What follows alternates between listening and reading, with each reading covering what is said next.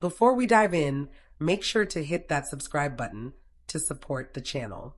I've always been passionate about coffee.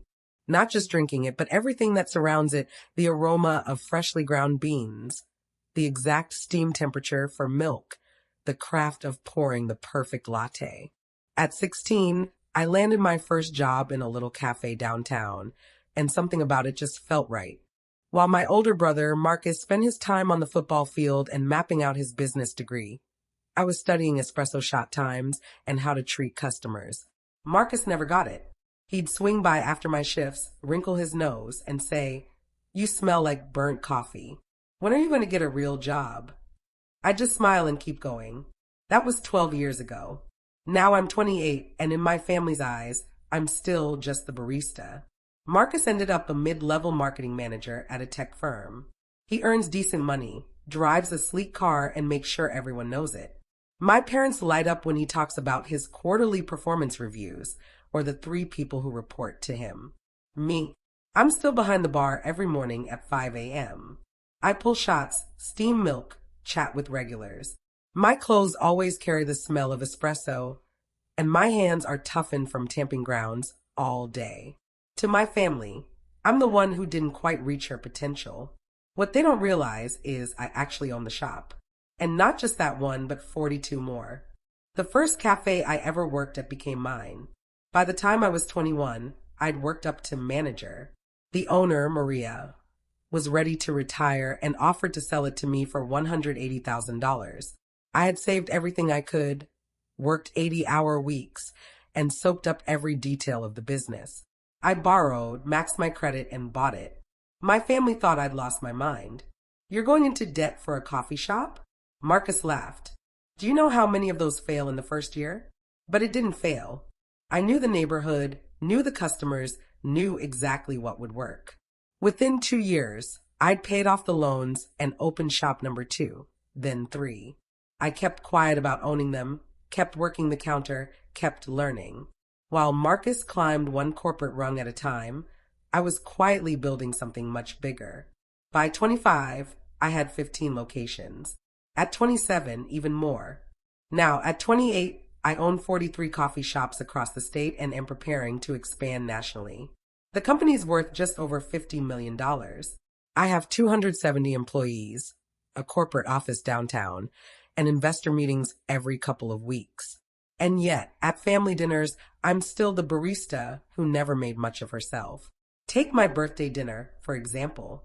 We went to Marcello's, the Italian place my family saves for special occasions.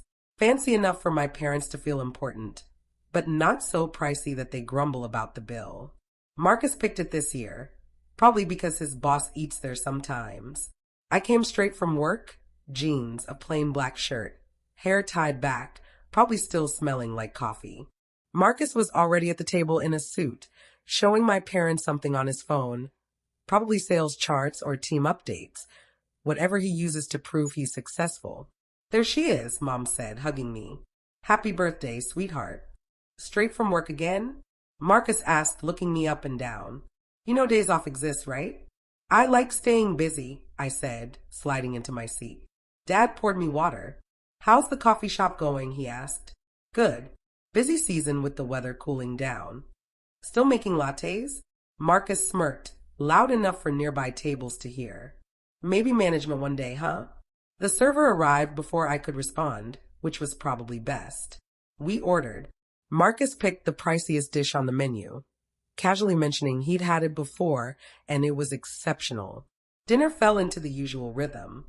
Marcus talked about work, how he had 3 direct reports now, maybe 4 soon, and that a promotion was on the horizon, though he's been saying that for a year and a half.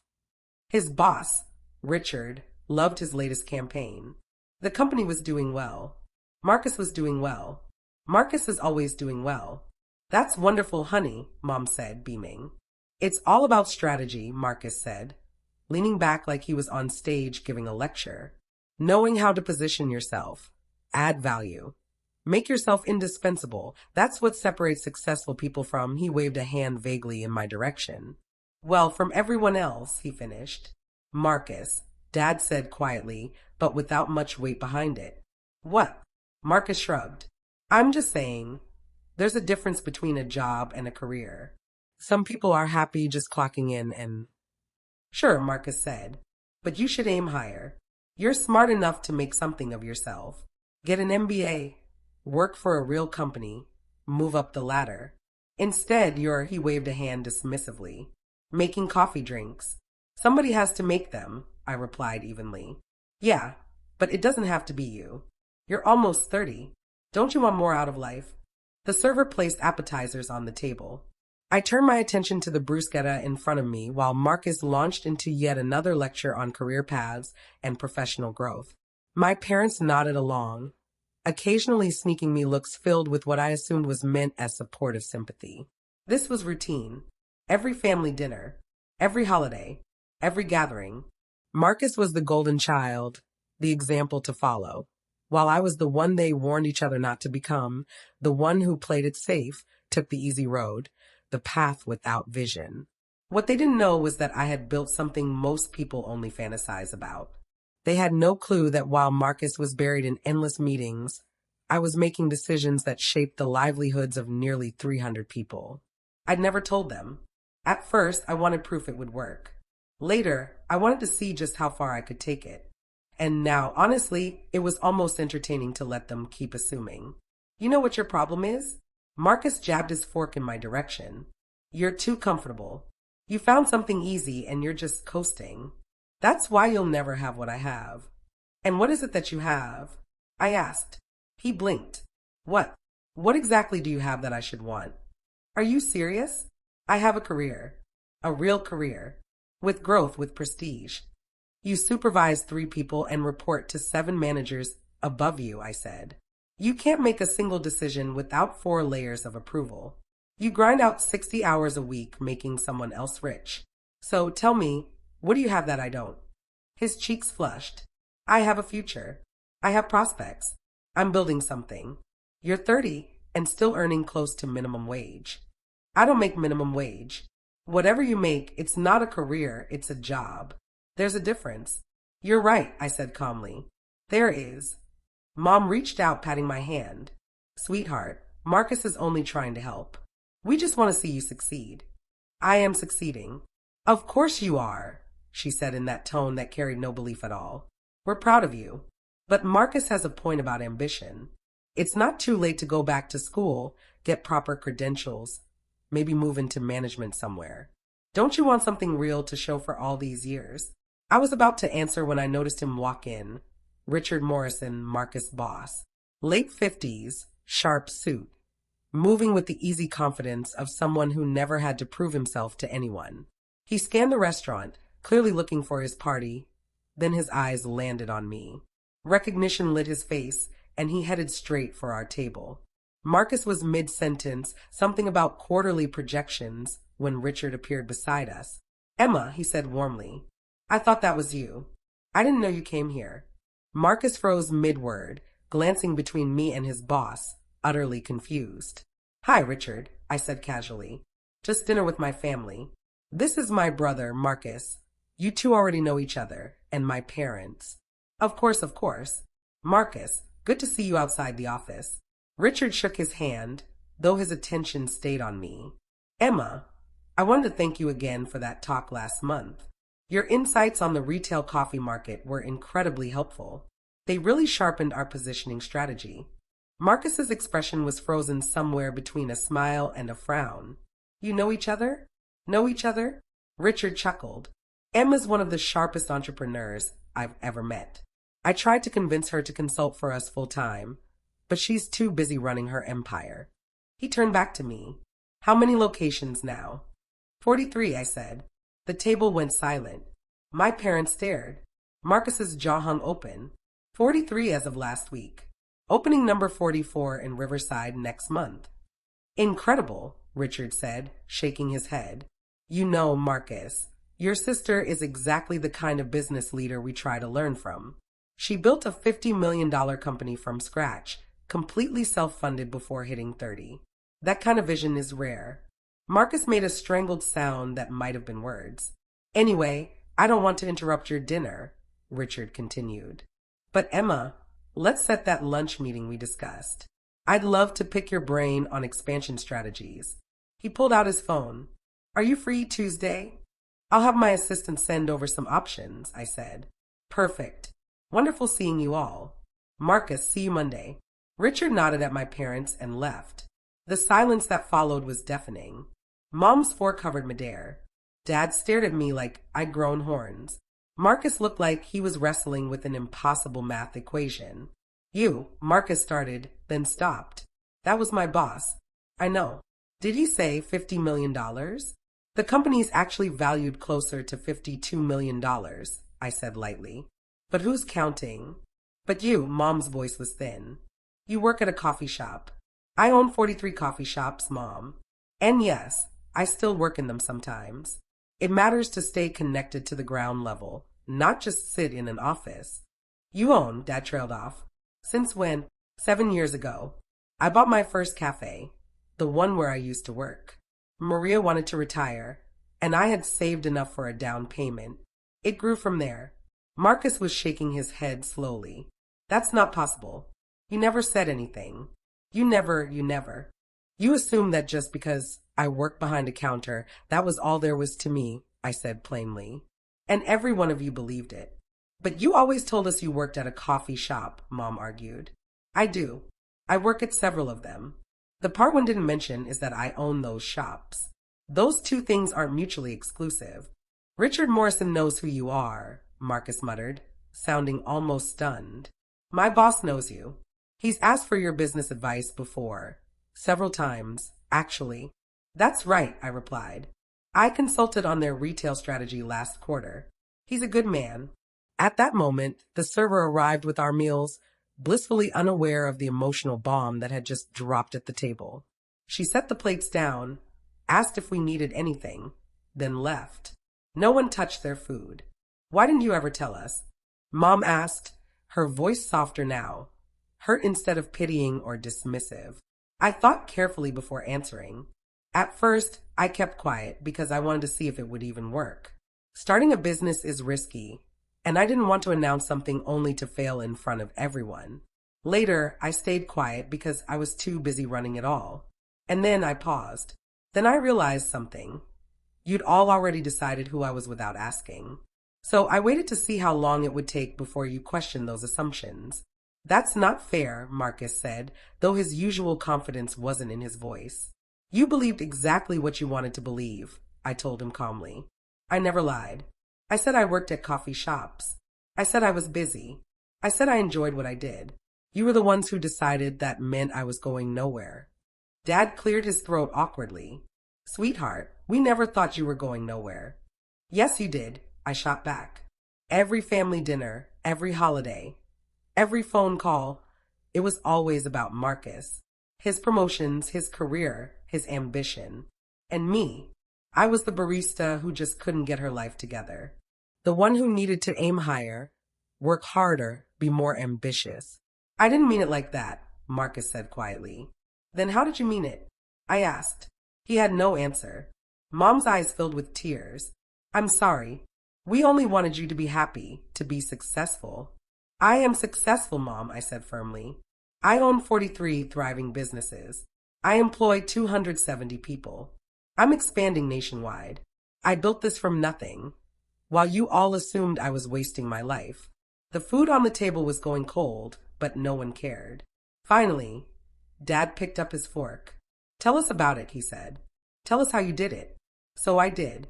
I told them about buying my first shop, about the loans, the long hours, the risk, about learning every single piece of the business, from supply chains to real estate negotiations to keeping employees happy. I described opening the second shop, the third, and the moment I realized I needed a unified brand instead of keeping them all separate. I explained the corporate office I opened 2 years ago, my executive team, the growth plans ahead. They sat in silence, listening. Marcus didn't touch his food at all. By the time I finished, my own plate was cold. If you own all this, Mom asked carefully, why do you still work behind the counter?